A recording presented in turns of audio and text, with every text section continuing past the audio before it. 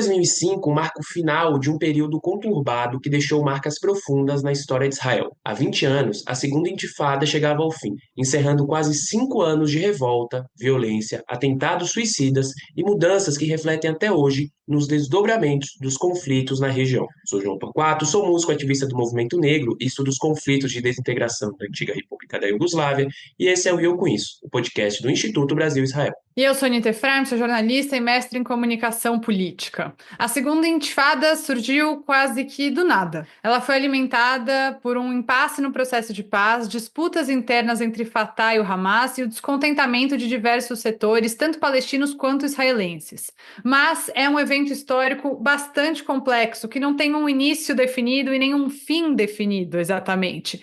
E para ajudar a gente a entender a complexidade e as consequências desse período, a gente convidou ela, que é mais que conhecida de todo mundo do IB, correspondente do IB em Israel, Daniela Kresh, que cobriu a segunda intifada em loco para o Antigo Jornal do Brasil e também para a Globo News. Dani, bem-vinda aqui ao podcast, sempre um prazer ter você com a gente. Ainda mais você que trabalhou como jornalista nesse momento e agora pode ajudar a gente a entender esse fenômeno 20 anos depois. Obrigada, gente. Obrigada pelo convite. Me sinto em casa sempre. E do Dani, outro lado do começa. balcão, né, Anitta? E agora eu entrevisto a Dani, né? Que a gente tá no Expresso também.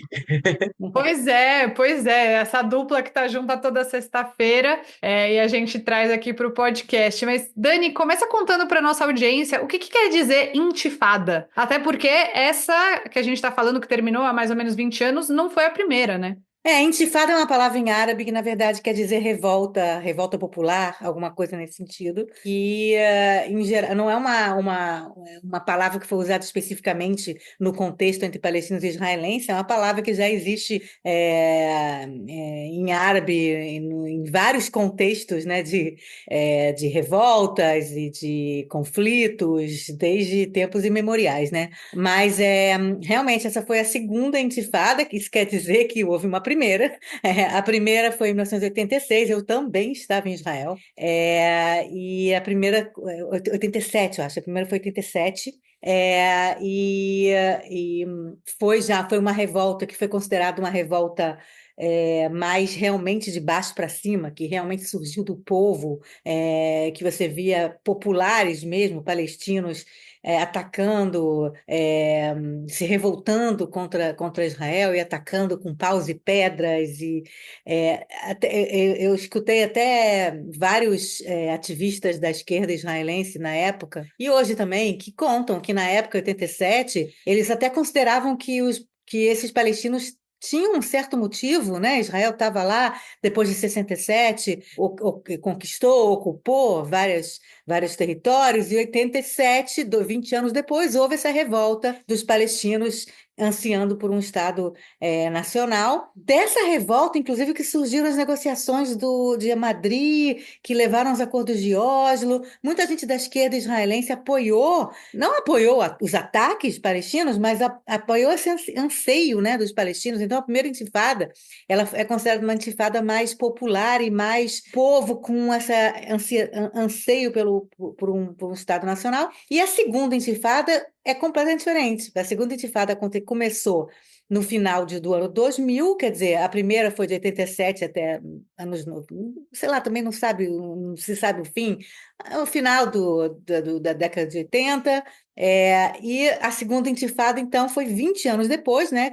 20 anos depois do fim da primeira intifada, e já foi uma coisa completamente diferente, já foi uma revolta menos popular do que a primeira intifada. Ela, claro, houve participação do povo palestino, inclusive participação de muitos palestinos que moram em Jerusalém, né, que têm direito de residência em Jerusalém, mas aí já foi para muita gente uma coisa mais coordenada, uma coisa que surgiu de cima para baixo, uma coisa em que, na época, o líder né, da Autoridade Nacional Palestina, que era o Yasser Arafat, na época ele teria planejado, a narrativa israelense é essa, teria planejado, teria já pensado nessa opção dessa revolta, e já foi uma revolta que você já não viu só paus e pedras, já foi uma revolta que você viu ataques terroristas que eram quase diários quando eu cheguei em Israel em 2003, quer dizer, eu cobri a metade para o fim, né? Que começou no final de 2000 e terminou, ninguém sabe exatamente quando terminou, 2004, 2005, por aí. Eu cheguei em 2003. Então, os atentados terroristas eram diários, quer dizer, o auge foi 2002, né? Os atentados terroristas eram todo dia tinha uma bomba e um suicida, né? Um ataque terrorista suicida, ou atentados com bombas não suicidas, todos os dias contra ônibus, bares, discotecas. Na Universidade de Israel, na Universidade Hebraica de Jerusalém, dentro de shopping center, você saía de casa e você realmente não sabia se você ia voltar. Você não sabia que todo dia as mesmas imagens. Foi muito traumatizante para Israel. Então, quer dizer, já não foi uma revolta popular com paus e pedras, já foi realmente grupos terroristas organizando atentados com bombas. Não é fácil você fazer uma bomba, né? Uma bomba grande que vai matar 20, 30 pessoas. Quer dizer, então já foi a segunda intifada, essa que a gente vai falar agora, foi uma revolta popular, entre aspas, mas já organizada, já com apoio tanto da Autoridade Nacional Palestina como de grupos terroristas como o Hamas, Jihad Islâmica, esses grupos que a gente conhece hoje, Tanzim, as brigadas dos Mártires de Al-Aqsa. Quer dizer, você tem, então, vários grupos que se uniram junto à Autoridade Palestina, o Fatah, que é essa facção que chefia a Autoridade Nacional Palestina, se unindo em grandes atentados terroristas que não são coisas fáceis de você organizar. Quer dizer, não é mais aquela primeira intifada que saiu do seio do povo né, espontaneamente, e sim uma coisa um pouco mais organizada, bem mais organizada. E Dani, qual que era o contexto que antecedeu o surgimento da Segunda Intifada? Em 2000, a gente sabe que não tem uma data exata, um evento exato, mas qual que era o contexto político aí em Israel? E eu lembro que até no final do ano de 2024 eu gravei um vídeo sobre a história da música Shira Hatsticker, canção do adesivo, né? E a música basicamente é cada adesivo de direita, de esquerda, mas do contexto político em Israel. E aí na pesquisa fala que reflete um pouquinho sobre o contexto da Segunda Intifada no país. Aí eu queria te ouvir o que antecedeu, como que Israel estava nesse período, no contexto político, social, econômico também. Tudo tem a ver com a grande mudança da década de 90 com os acordos de Oslo, que foram firmados entre Israel e a liderança palestina sob Yasser Arafat em 1993, né? E aquela coisa, aquele aperto de mão entre o Arafat e o Yitzhak Rabin, né? E o Shimon Peres, em Washington, a Bill Clinton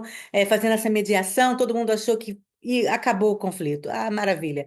Nunca mais vai ficar tudo bem de agora em diante. O problema é que a partir de 93, principalmente depois do assassinato por um radical de direita israelense de Yitzhak Rabin, no final de 1995, o que acontece é que grupos palestinos islâmicos jihadistas que não aceitavam o acordo de paz, né? Assim como o cara que assassinou o Yitzhak Rabin também não aceitava o acordo de paz. Esses grupos, eles, enfim, ignoraram essa questão de acordo de paz, para eles não teve acordo de paz nenhum, e começaram a fazer grandes atentados terroristas entre 1996, por aí, 95, 96, que mataram muitos israelenses, e os acordos de Oslo foram caindo e foram minguando, né? Tanto que em 96, depois do assassinato de Yitzhak Rabin, quem foi eleito para ser primeiro-ministro de Israel não foi o Shimon Peres, que era o segundo depois do Yitzhak Rabin.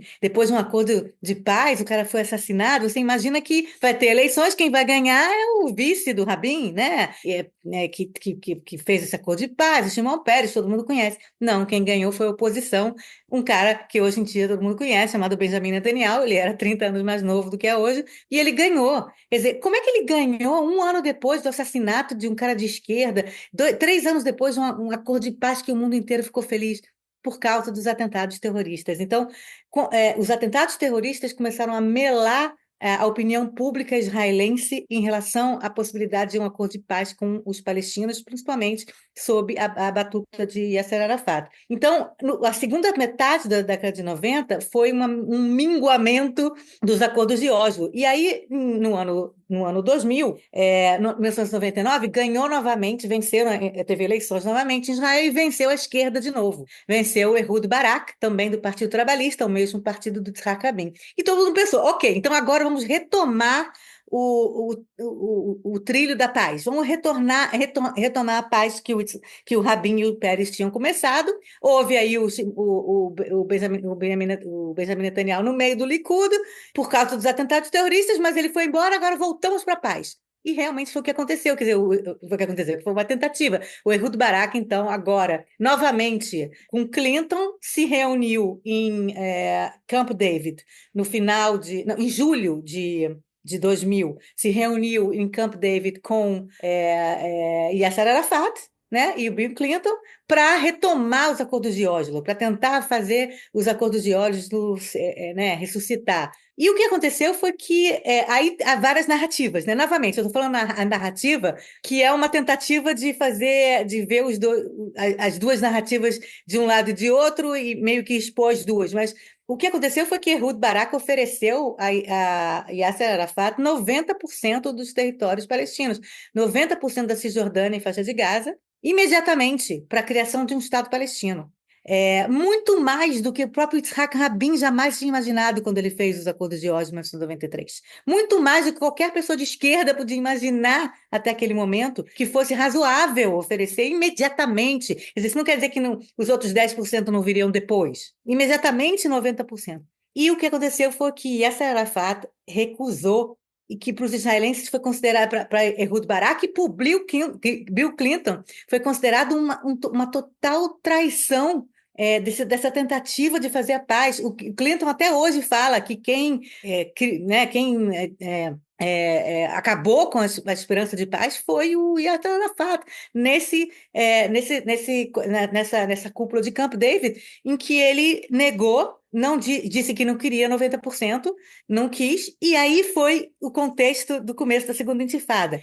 No momento que você tem toda uma expectativa de paz, uma expectativa de acordo, e isso cai por terra, houve uma decepção muito grande nos dois campos, nos dois lados, né? No lado israelense e do lado palestino. Do lado palestino, ganhou força quem sugeria que, olha só, acordo de paz não adianta nada, esse negócio de ficar negociando com Israel não adianta nada, nada dá certo, os israelenses estão de brincadeira e nada dá certo. A única coisa que serve, que dá certo, é a luta armada. Então, a luta armada ganhou força entre os palestinos. E o Yasser Arafat, que conhecidamente hoje, a gente sabe que ele falava em inglês uma coisa e em árabe outra, ele meio que se reuniu, houve uma reunião dele com líderes de várias outras facções, inclusive facções terroristas, em que ele falou, pode ir lá começar a fazer atentado. Quer dizer, o Yasser Arafat, ele deu o sinal verde, inclusive com armas também da autoridade palestina, ele deu o sinal verde para os grupos palestinos, inclusive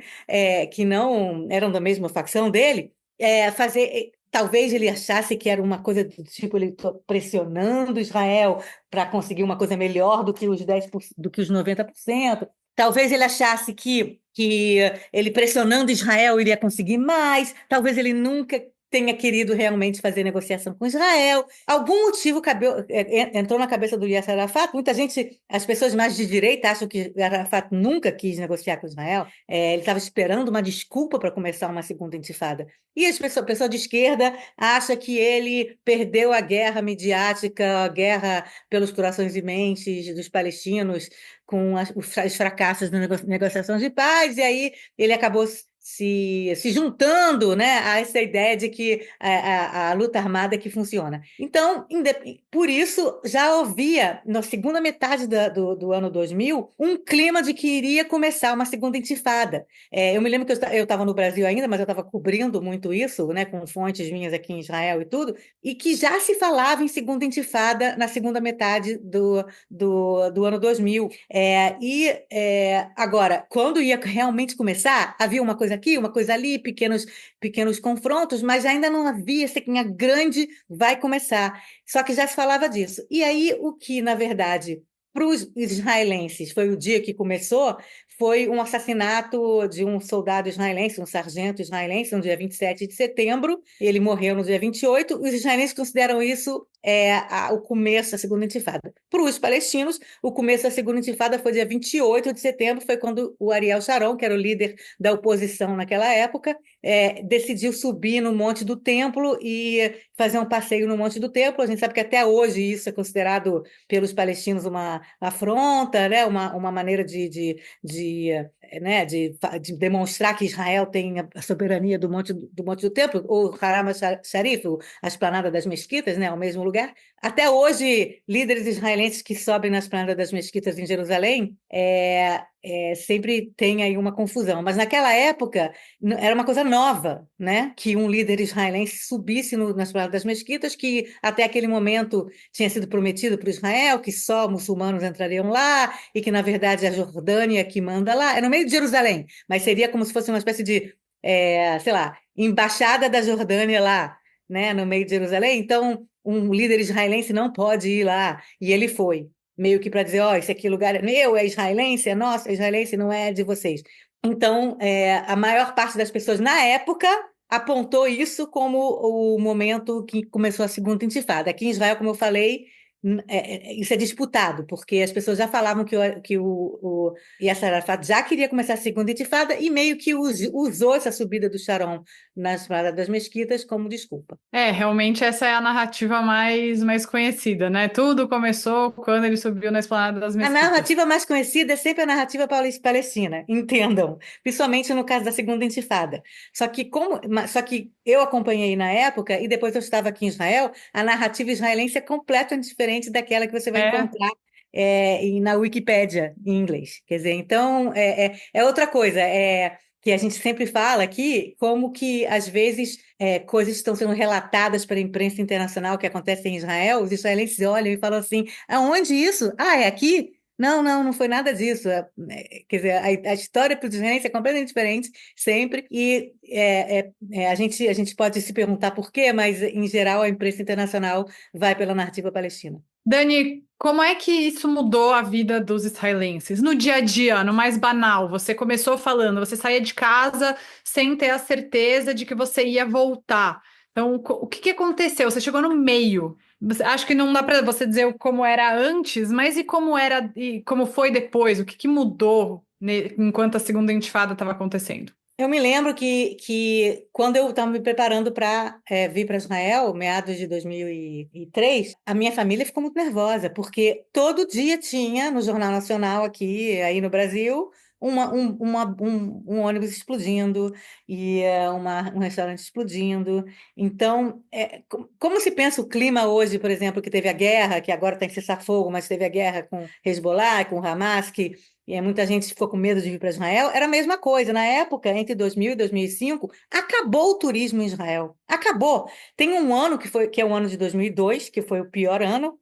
Eu vim a Israel em 2002 também para entrevistar o Simão Peres. Eu vim só para entrevistar o Simão Peres pelo Jornal do Brasil, e era assim um clima de enterro por muitos motivos, né? Motivos óbvios, porque estava tendo enterro todo dia, mas um clima sombrio em Israel, não tinha turista nenhum. 2002 foi um ano que, se você olhar as estatísticas de turismo em Israel e nos territórios palestinos, tá? Estatísticas de turismo é assim, traço, não tem nem um. É um traço. Turismo 2020, em 2019, 1999 tinha sido o auge, milhões de turistas, não sei o quê. Aí 2000 caiu. 2002, traço, nada, né? E, aliás, o turismo só começou a se recuperar quando chegou perto de 2019. 2019, novamente, quer dizer, demorou 10 anos para voltar ao nível de 1999. Então, o clima estava horrível, as pessoas tinham medo de mandar os filhos para as escolas de ônibus, né? Todo mundo levando de carro, o que pode parecer muito normal aí no Brasil, nas grandes cidades, né? As criança não vai no ônibus, tal, não sei o quê, tá? Mas aqui não era, e hoje, por exemplo, não é. Crianças andam sozinhas de ônibus, tal. Nesses 5 anos, os pais não deixavam, né? Estavam nervosíssimos. Jovens que iam para bares e restaurantes se arriscavam, sabiam que estava se arriscando, e sempre tinha uma coisa assim, uma luta interna desses jovens, dizer, então não vou sair de casa, não vou para um bar ou um restaurante, mas, ao mesmo tempo, eu quero mostrar que nós estamos fortes, né? Essa psique israelense, né? A gente vai justamente no bar que teve um atentado terrorista ontem, a gente vai nesse bar amanhã para mostrar que a gente não vai se render e que eles não vão meter medo na gente, eles vão aterrorizar, né? O terrorismo é para aterrorizar, mas mesmo assim as pessoas ficaram aterrorizadas. Eu tenho uma amiga, por exemplo, que ia muito dançar, ela dançava, ela até hoje adora dançar, ela vai 2 vezes por semana em alguma boate para dançar. E a boate que ela mais gostava era o Dolfinarium, que era uma boate que ficava na orla de Tel Aviv, enorme, era uma espécie de uma coisa, um domo redondo, uma coisa redonda, chamado Dolfinarium, e as pessoas dançavam, era o lugar mais, a boate mais conhecida de Israel, e teve um atentado terrorista terrível lá, não sei se foi 2001, 2002, e ela não tinha ido naquela noite, mas ela conhece gente que estava lá, e ela demorou 15 anos para ir dançar de novo. Quer dizer, então, o trauma foi muito grande, as pessoas ficaram muito traumatizadas. Estar aqui em Israel entre 2000, final de 2000, né, 2001, 2002, 2003, foram os piores anos, era realmente você sentir uma sensação de... A mesma coisa que a gente sentiu no ano passado aqui com a guerra. Sombrio, as pessoas não riam, as pessoas não iam se divertir, as pessoas estavam nervosíssimas, preocupadíssimas, toda vez que tinha um atentado terrorista, será que eu conheço alguém? Onde foi? E imediatamente as televisões paravam, porque as televisões estavam em plantão o tempo todo. Era um plantão 24 horas por dia, porque pode ter um atentado terrorista a qualquer momento. Então, imediatamente que quando tinham uma coisa de atentado, todas as televisões e rádios paravam e começavam a transmitir programas especiais, e já tinha o repórter lá, e já tinha não sei o quê. E olha que isso é 20 anos atrás, quer dizer, não tinha nem internet direito naquela época, quer dizer, mas eu me lembro quando eu cheguei aqui, a capacidade de mobilização da imprensa era tão rápida. Eu nunca vi nada disso no Brasil na época. Nunca tinha visto nada assim. As pessoas se mobilizavam e iam porque estavam todos o tempo todo de plantão. Então foram 4, 5 anos de tensão diária em que as pessoas ficavam pensando como que elas vão proteger suas famílias. Dani, e o muro, hein? Qual que é a relação entre a segunda intifada, entre todos esses eventos aí, todo esse terror que o terrorismo propagou aí em Israel e o tão polêmico muro que foi levantado entre Israel e a Cisjordânia? Vou dar aqui uma notícia breaking news. Não é muro. A fronteira entre Israel e a Cisjordânia é enorme, ela é muito grande.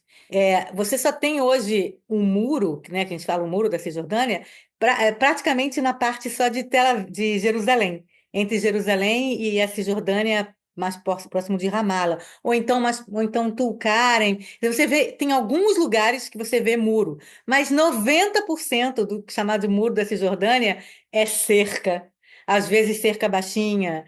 Não é muro, porque é muito caro e e é muito grande essa fronteira. E tem muitos lugares que não tem até hoje, nem cerca nem muro, tá? Quer dizer, na verdade, essa história da cerca, ou do muro, que acabou sendo chamado de muro, apesar de, sei lá, 90% ser cerca, quando tem, é, é interessante, porque assim, eu vou chocar também quem está ouvindo aqui, porque esse muro, essa cerca que divide, né? Hoje em dia, como eu falei, tem alguns lugares que ainda não tem, ou não vai ter nunca, mas uma coisa física delimitando a fronteira entre Cisjordânia e Israel era na verdade, uma fantasia, uma ideia e uma ideologia da esquerda israelense, porque a esquerda israelense queria que a Cisjordânia se tornasse parte de um Estado palestino.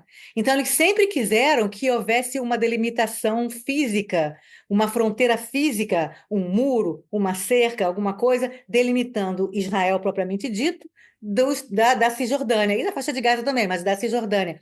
E era uma coisa que a direita israelense não aceitava, que para a direita israelense a Cisjordânia é de Israel, então não tem que ter muro nenhum, não tem que ter cerca nenhuma, a gente pode ir e vir normalmente, então os colonos que moram na Cisjordânia, como se estivessem em Israel, vai e volta, não tem cerca nenhuma, não tem muro nenhum. Quer dizer, então, é muito engraçado você ver em 2002 essa fronteira física sendo construída pela direita, né? por governos de direita que, de certa maneira, mudaram de ideia, né? Mas não pelos motivos que a esquerda gostaria, não porque a direita decidiu que agora vai construir essa fronteira física, porque quer construir um Estado palestino na Cisjordânia. Não. Eles mudaram de ideia porque eles chegaram à conclusão através de, enfim, as forças de defesa de Israel começaram a falar também, né, as forças de segurança começaram a dizer, olha, para esses terroristas suicidas estão chegando de alguns lugares específicos, que era Belém, Hebron, Jenin e Tulkarm, eram algumas cidades específicas, de onde estão saindo 99% desses suicidas, e eles passam para Israel fácil, porque não tem nada, não tem nada, não tem fronteira, não tem nada, e eles passam para Israel e se explodem em Tel Aviv, Jerusalém, Haifa, Natânia, qualquer lugar. Então, a gente precisa temporariamente, pelo menos, construir uma barreira, porque quando você constrói uma barreira, não é que você para 100% dos atentados, mas fica um pouquinho mais difícil do cara pular com uma bomba aqui, né, com um cinto de bomba, fica um pouco mais difícil ele pular um muro, né? E aí isso só o fato de ter um muro no meio já barra 90% dos atentados terroristas, porque tem um obstáculo que o cara não consegue passar fisicamente, ele não consegue passar o obstáculo e ele desiste e volta, tá? É uma coisa que nem dieta, sei lá, se você tem chocolate na casa, você vai e come. Não tem chocolate, tem um obstáculo, o chocolate não está lá, você desiste e não come. Quer dizer, eu tô fazendo péssimo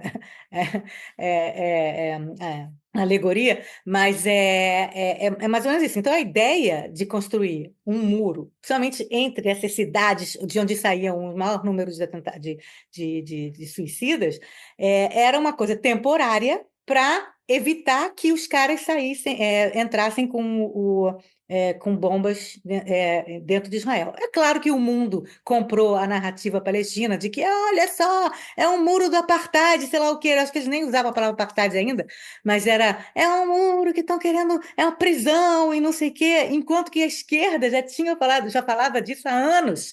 E os próprios palestinos que negociavam com a esquerda israelense, né, Rabin e Ehud Barak, gostavam da ideia antes, porque assim mostra que você tem um limite para um país. De repente, a narrativa mudou toda, tanto de um lado quanto de outro. A direita, que sempre foi contra ter esse limite, começou a dizer que tem que ter por segurança, e a narrativa palestina é de que, olha só como eles são maus e estão querendo nos prender aqui numa prisão, apesar de ser um território enorme, que é a Cisjordânia. Quer dizer, então, a ideia da construção desse muro, desse cerco e muro, foi uma questão de segurança. Porque a direita israelense, inclusive eles diziam era temporário, porque eles eram contra ter essa coisa física, mas eles achavam, através da ajuda ou de, sei lá, informações das forças de segurança, que a única maneira que você tinha imediata de parar 90% dos atentados é ter um obstáculo lá, que os caras não podiam entrar, né? Então, foi aí que começou a ser construído o tal do Muro da Cisjordânia, que hoje em dia ele é mais visível realmente em Jerusalém, porque Ramala é muito próximo, né, da parte oriental de Jerusalém, e parte em Tulkarem e em Belém, né? Que esses são 3 lugares que você vê até hoje, muros altos mesmo, né? Você, 20 anos depois, ainda tem esses muros altos, mas na maior parte da Cisjordânia, como eu falei, não tem cerquinha ou não tem nem nada. E deu certo, quer dizer, a partir de 2002, quando começou a ser construído esse muro nesses lugares, realmente o número de atentados terroristas caiu 45% em 2003. Quer dizer, então você tem aí, realmente, houve do ponto de vista de israelense, foi uma solução, entre aspas, que deu certo, porque houve uma queda muito grande dos atentados terroristas. Continuaram, mas caíram muito no número. Dani, tem um outro marco, né, no ano de 2005, que é a retirada unilateral de Israel de Gaza. E o fim dos assentamentos foi visto como uma consequência da violência da Segunda Intifada. Alguns analistas até interpretam como uma vitória desses grupos palestinos, inclusive como Hamas. Internamente, como que o público israelense entendeu essa decisão? E hoje, depois de quase 20 anos, como é que está esse debate sobre a possível recolonização de Gaza? Está em pauta? É um debate marginal? Queria te ouvir um pouco sobre esse tema. Ok, na época, 75% dos israelenses, ou até mais, talvez 80% dos israelenses, foram a favor da retirada total de israelenses da faixa de Gaza, que em hebraico se chama Programa da Deslocamento, não, Itnatkut separação, de separação. Quer dizer, a ideia na época é o seguinte: a gente tem que se separar dos palestinos. A gente tem que nos separar fisicamente, porque não está dando certo, a gente vai ter que separar. Então, esse foi o nome que o Sharon deu, Programa de Separação, porque ele apelava tanto para a esquerda quanto para a direita, em alguns níveis, tá? Mas para a esquerda israelense, a saída da faixa de Gaza era algo que já era há muito tempo pedido, né, pela esquerda israelense, e a segunda intifada realmente fez com que muita gente da direita também achasse que era necessário. Tá? Por quê? Por questões de segurança, porque havia 8 mil israelenses morando dentro da faixa de Gaza. Obviamente, durante a segunda intifada, eles também sofreram atentados terroristas, houve muitas mortes de famílias inteiras dentro de colônias israelenses na faixa de Gaza, e soldados que eram enviados para lá para segurar, né, para fazer a segurança dessas colônias, eram 8 colônias, eu acho, 12, uma coisa assim. Não, eram mais, 21. Acho que eram 21 colônias, sendo que mais 4 no norte da Cisjordânia. Acho que era 21 colônias, acho que era com 8 mil pessoas, uma coisa assim. E muitos soldados eram mandados para lá para fazer a segurança dessas colônias. E muitos soldados morriam também, em emboscadas, em tiroteios e conflitos. Então, na época, o povo israelense, por causa da segunda intifada também, falou, mas não só, já falei, a esquerda israelense era a favor da saída muito antes, né? Mas o aumento da violência foi tão grande que as pessoas diziam: a gente precisa sair de lá porque precisa assegurar, né, para diminuir a quantidade de mortos israelenses lá. Não só colonos, como soldados que são enviados lá para fazer a segurança dos colonos, para eles não morrerem todos, né? Então, na esquerda israelense foi muito fácil a deglutir a ideia do Sharon de retirar da Cisjordânia, porque já era um desejo. Do lado da direita, acho que realmente é verdade você dizer que a segunda intifada fez muita gente da direita falar: não, a gente tem que trazer de volta para casa esses colonos, trazer de volta para o território israelense propriamente dito, para assegurar a segurança deles, para eles não ficarem lá como alvos fáceis de atentados terroristas, de grupos terroristas. E soldados também que não fiquem morrendo o tempo todo, que era todo dia. Um soldado morria, cinco colonos, um soldado, 3 soldados, mas um colono era todo dia, né? Então, inclusive o Sharon ele justificava a saída da faixa de Gaza com essas justificativas de segurança.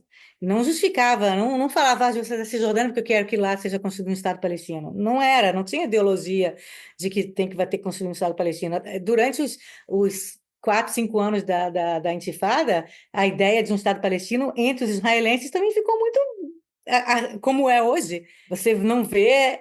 Pouquíssimos israelenses defendem a criação do Estado palestino nesse momento, depois de 1 ano e 3 meses de guerra. Naquela época, eram 5 anos de atentados terroristas todo dia. Nem a esquerda israelense ousava dizer que tem que fazer um Estado palestino, entendeu? Quer dizer, a- as- tanto que a esquerda nem voltou ao poder, demorou muito para voltar ao poder. Quer dizer, então, quanto mais. Alguém disse para mim, né? A cada atentado terrorista nasce um direitista em Israel. Cada atentado terrorista, mais um israelense fala: não tem como negociar com eles, né? Então. Essa foi a justificativa do Sharon para sair para retirar de Gaza. Na época, como eu falei, 80% das pessoas eram a favor, e isso eu vivi muito. Eu estava na faixa de Gaza durante a retirada. Eu fui uma das últimas pessoas a sair da faixa de Gaza antes de Israel fechar o último checkpoint, né? Então, eu estava lá, eu dormi 2 semanas no chão de Neve Dekalim, que era a maior colônia lá. Então, a maior parte da sociedade israelense era a favor, mas é claro que colônios nacionalistas e direitistas mais à direita do espectro político eram contra a retirada de Gaza e continuam sendo até hoje, né, contra, e dizem que foram expulsos, judeus que foram expulsos, e nós expulsamos, e não sei o que, não sei o quê, mas até hoje você não vê entre os israelenses, a maioria dos israelenses dizendo que foi um erro, que mudaria de ideia, que não deveria ser de Gaza. Não, a maior parte dos israelenses acham que não tinha jeito, tinha que sair mesmo, mas Talvez se pergunte que maneira poderia ter sido feita isso, talvez não foi feito da melhor maneira. O Sharon não negociou com os palestinos a saída, ele saiu unilateralmente, talvez poderia ter sido. Ele poderia ter usado isso como leverage para fazer um acordo, ele não fez acordo, porque o Sharon era um cara bem de direita, né? Quer dizer, ele mudou um pouco, ele ficou um pouco mais moderado no fim da vida. Então, realmente, até hoje, existe um consenso grande em Israel de que não tem que estar em Gaza. Depois da guerra, dessa última guerra também, de agora, que a gente está no cessar-fogo, quer dizer, não sei se vai voltar a guerra, mas não há um consenso israelense de retomar a faixa de Gaza de jeito nenhum. Novamente, 75%, 80% dos israelenses são contra retomar Gaza, recolonizar Gaza, reconstruir colônia em Gaza. Nunca foi. A maior parte do público israelense não gosta dos colonos, não gosta de colônia, não gosta de colonos. Conheço muita gente que nem fala com colonos, sabe? E você juntar todos os colonos hoje em dia em Israel é 5% da população. Então, sei lá, você tem aí 20% que são a favor deles, os outros 80% não são. Os israelenses não são a favor de colônias, a maior parte dos israelenses não é a favor de colônias, não compactua, não acha que tem que estar lá, acha errado, tá? E a faixa de Gaza, principalmente. Quer dizer, então, não existe aqui um consenso ou algum tipo de ideia coletiva de que, agora, então, depois que o Hamas fez aquilo com a gente, vamos reconquistar Gaza e fazer colônia. Não! 85%, eu diria, dos israelenses são contra essa ideia. E você tem sempre aquele grupo aquele mais radical, né? Aquela coisa mais assim, tipo bolsonarista raiz, que fala tem que voltar e tem que fazer colônia, mas eles não recebem apoio popular e não há nenhum tipo de apoio popular para uma ideia dessa. Dani, a gente sabe que com o passar do tempo, né, a maneira que um conflito é lembrado pode mudar, ou muitas vezes as pessoas podem até perder um pouco da profundidade, da complexidade, da brutalidade, da barbaridade, ou nem fazer ideia, né? Eu vejo quando eu vou conversar com algumas pessoas entre 25 e 30, 33 sobre a minha área, por exemplo, Iugoslávia.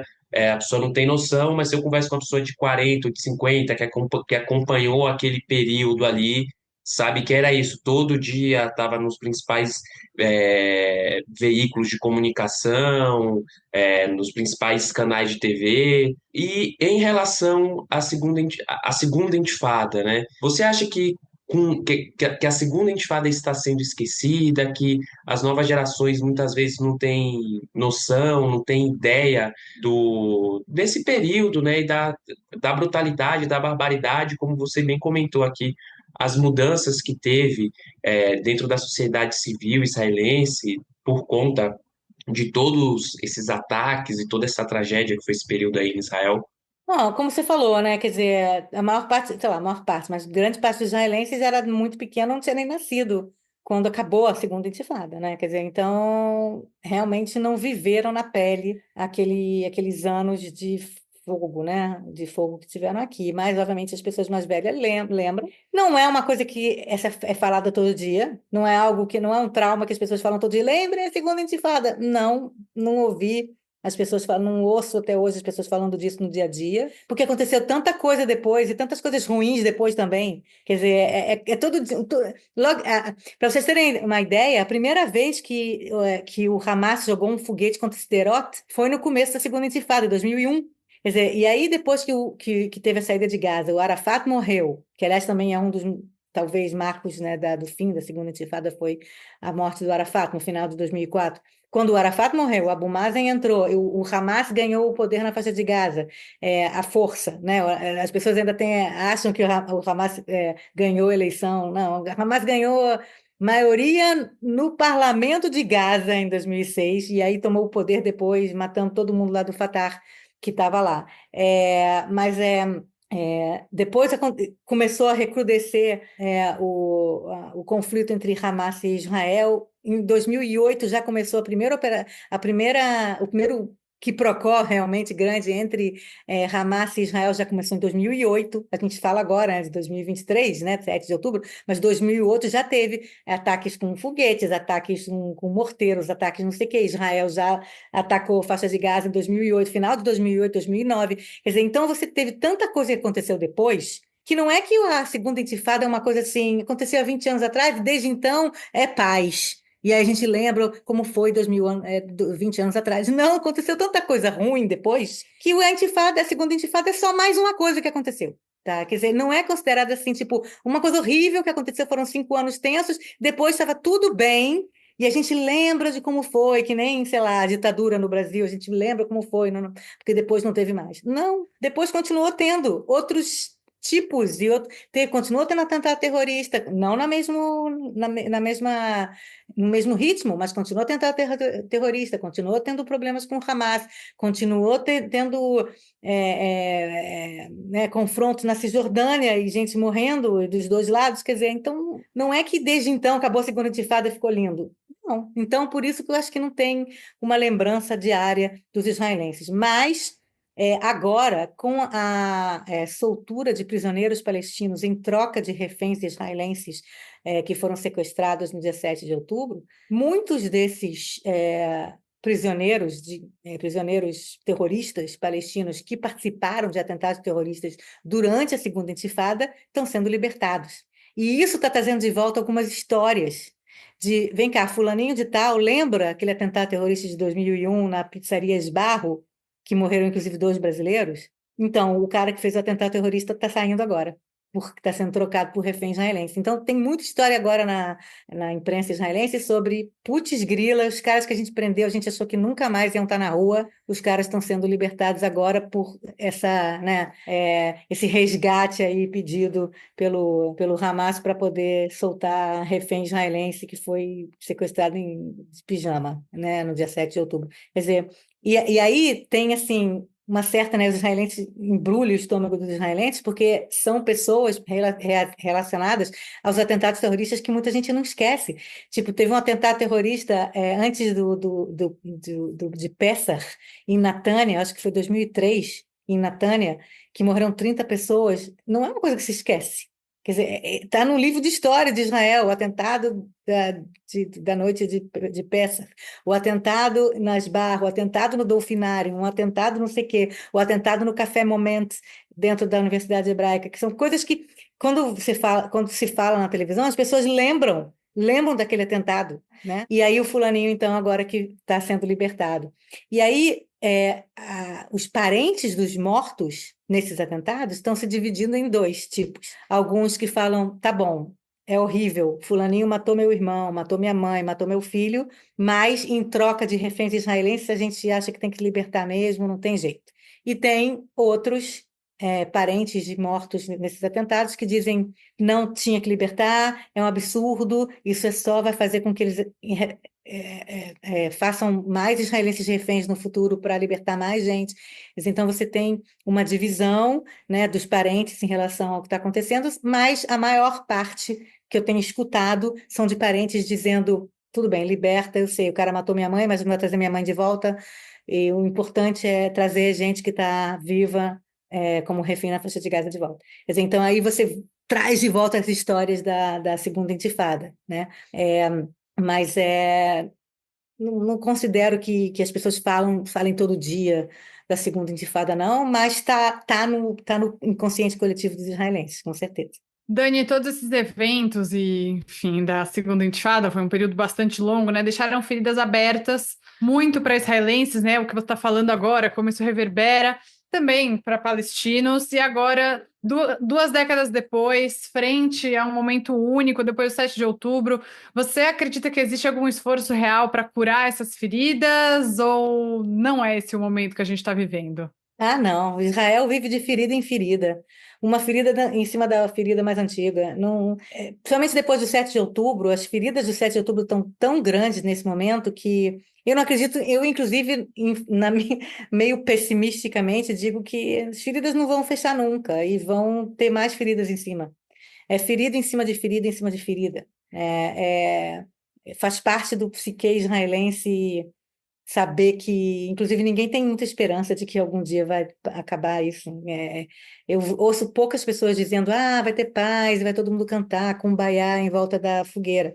Não, não, não há nenhum israelense, principalmente depois de 7 de outubro, que pensa isso. Acho que as pessoas pensam que esse conflito vai continuar e vai continuar por muito tempo, talvez não até o fim do planeta Terra, mas por muitas gerações e que outras feridas vão vir. Agora, eu queria só contar uma coisa que aconteceu comigo.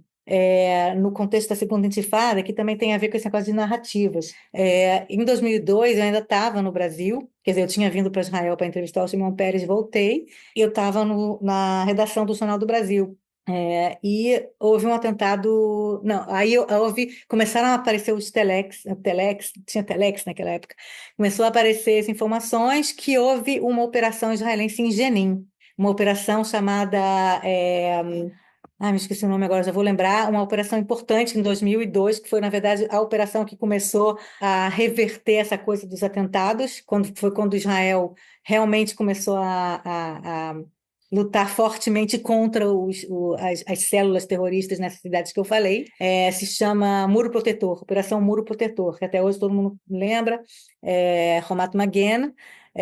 E essa operação foi em várias cidades, teve Belém, também teve um cerco a terroristas palestinos dentro da Igreja da Natividade, teve também o caso do Yasser Arafat, que ficou preso dentro da Mucata, Israel não deixava ele sair, a Mucata a sede de governo em Ramallah, teve tanta coisa que aconteceu durante a segunda intifada, né? É realmente muito interessante, né, o que aconteceu. E uma das operações maiores do exército israelense para tentar diminuir a quantidade de atentados terroristas numa época que era um por dia, foi entrar no campo de refugiados de Jenin, e não foi na primeira vez e também não foi a última. Recentemente também teve operações israelenses do campo de refugiados de Jenin. O campo de refugiados de Jenin, nem a autoridade palestina consegue entrar lá dentro. Ele é tão radical lá dentro que nem palestinos, não preciso nem dizer que são moderados, nem palestinos, sei lá, não sei, de direita, conseguem ter algum tipo de ingerência lá dentro, realmente um estado paralelo. Então, tinha muitos terroristas que saíram do campo de refugiados de Jenin, e aí Israel fez uma operação lá dentro. E aí eu estava na redação, começaram a surgir informações que houve um massacre em Jenin. Massacre, Israel matou todo mundo, muito parecido com aquela história que teve no começo do 7 de outubro também, a história de que Israel jogou uma bomba no hospital, em Gaza, matou 500 pessoas, né? Então, começou a vir que Israel fez um massacre, matou 500 pessoas, 500, o número 500, matou 500 e matou não sei o quê, e que é um massacre. Naquela época não se usava a palavra genocídio, que inventaram depois. Massacre, massacre, massacre. E eu me lembro na redação do JB, tinha umas pessoas que, enfim, acreditam na narrativa palestina e são absolutamente anti-Israel. A gente sabe que tem muita gente da esquerda que tem algumas ideias nesse sentido, e tinha gente na redação do JB que compactua com isso, compactuava, e começou a falar, tem que matar os israelenses. Uma mulher começou a falar, tem que matar os israelenses, mata israelenses, não sei o quê. E foi terrível para mim esse dia, porque muitas emoções ao mesmo tempo. E massacre, e aí começou em todos os jornais, a imprensa no mundo todo começou a falar massacre de Jenin, e que absurdo, mataram 500 pessoas, mulheres e crianças, não sei o quê. E ficou durante dias, talvez semanas, em toda a imprensa internacional, que Israel cometeu um massacre em Jenin.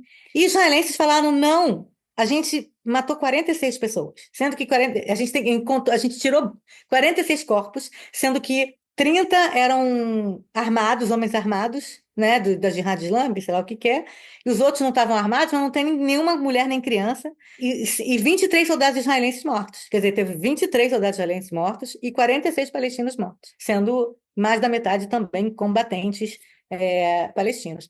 E o mundo todo, não, massacre, 500 pessoas, massacre, até que demorou algumas semanas, a revista Time fez né, conseguiu entrar lá dentro e falou 56 palestinos mortos. Israel até hoje foram 46, mas a revista Time disse 56 palestinos mortos, não 500, e eram combatentes, não tinha mulheres e crianças. Mas até chegar a esse ponto que a revista Time fez, e que a ONU depois falou a verdade, e que não sei o quê, e todo mundo hoje sabe que esses são os números. Até hoje tem gente que fala o massacre de Jenin. Até hoje as pessoas falam o massacre de Jenin. Israel matou 500 pessoas em Jenin.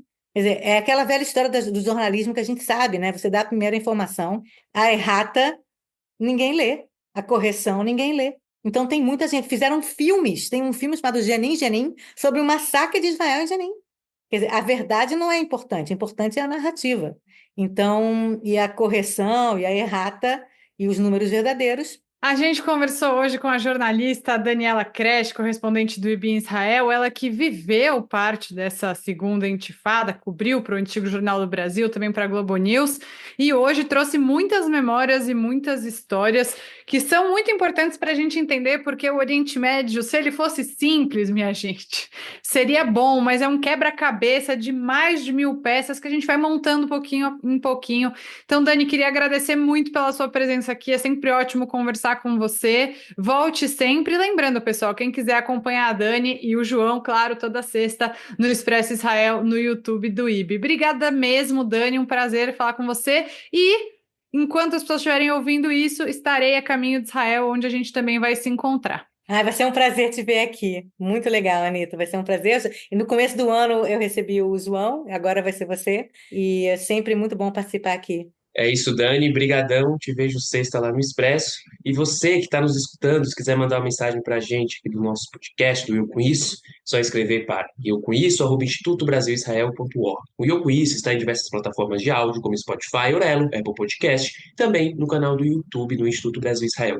Não esquece de seguir o IB nas redes sociais. A gente está lá no Instagram, também no TikTok. E até quarta-feira que vem.